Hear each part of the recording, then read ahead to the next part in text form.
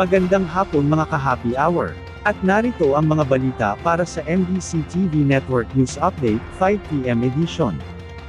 Mas mahigit na 25,000 ng mga pulis ipakakalat ng PNP para sa Ondas 2025. Ito ay mahigit na 25,000 na mga pulis ang ipakakalat ng Philippine National Police para sa Ondas 2025. Sa pulong balitaan sa Campo Crame, sinabi ni PNP spokesperson Police Brigadier General Randolph Tuanyo, ipakakalat ang mga pulis sa mga matataong lugar, mga terminal, mga sementeryo, memorial park at mga kolumbaryo at iba pa. Ipapakalat rin sila sa mga Police Assistance Desk.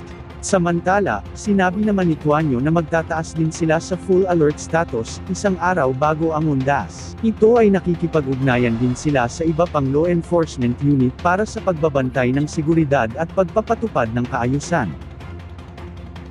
At sa ating Metro Manila ngayon, papel ni FL Liza sa rehabilitasyon ng Pasig River, kinilala ni Pangulong Marcos. Pinasalamatan ni Pangulong Ferdinand Marcos Jr. ang dedikasyon, passion, at vision ni First Lady Liza Araneta Marcos, upang maibalik ang dating ganda at buhay ng Ilog Pasig. Sa pagpapasinaya sa ika-4 na phase ng Pasig River Bigyang Buhay Muli, sinabing Pangulo na malaking bagay ang eherhiya o aitents yung ibinibigay ng unang ginang sa proyekto. Dahil aniya sa ginagawa ni FL Liza, ang Pasig Rehab Project, isa ito sa mga tumanggap ng 2025 Asian Townscape Award ng UN Habitat para sa Sustainable Urban Development Work. Sinisimbolo ng parangal na ito ang ginagawa ng pamahalaan, hindi lamang upang mapaganda ang Ilog Pasig, bagkus ay upang maisulong ang kasaysayan, kultura, maliliit na negosyo, connectivity, turismo, at economic activity sa lugar. Ito ang Phase 4 ng proyekto ay binubuo ng 530-meter stretch esplanade mula Arroceros sa Ermita, Manila, hanggang sa Manila Central Post Office.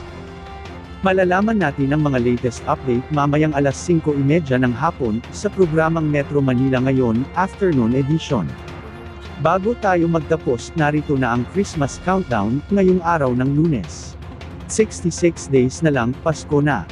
At yan ang mga balita para sa MBC TV Network News Update, 5 PM edition. Samahan ninyo kami bukas, mula alas 9 ng umaga, hanggang alas 5 ng hapon.